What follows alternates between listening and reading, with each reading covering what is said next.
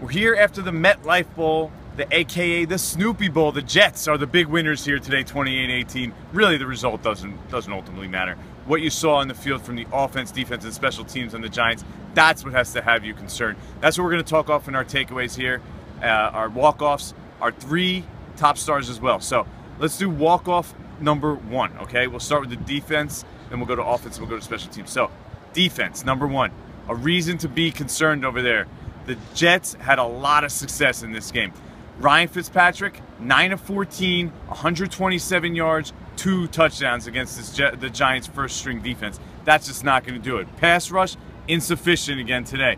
They let up 4.99 yards per carry in the first half. A lot of it going on the edge. That's just not going to get the job done either. So the Giants' defense, a lot of work to be done here before the season opener.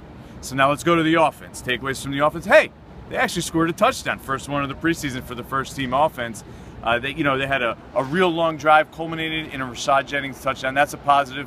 Odell Beckham, 5 catches. That's a positive. So they showed some decent signs. The offensive line, the protection, actually pretty decent. Overall, though, not a great performance. A lot of short, stumbling drives.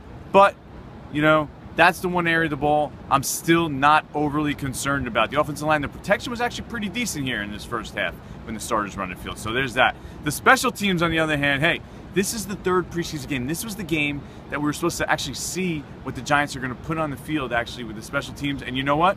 It leaves you concerned. Punt return, we saw very little there. They let up a punt return for a touchdown. We've seen that's been a big problem over the years. So special teams, serious concern going to the season once again. And our 3 biggest stars, let's start with Eric Flowers. Look, you didn't hear his name called very often, which is a good thing for the rookie left tackle. He appeared to have another good outing.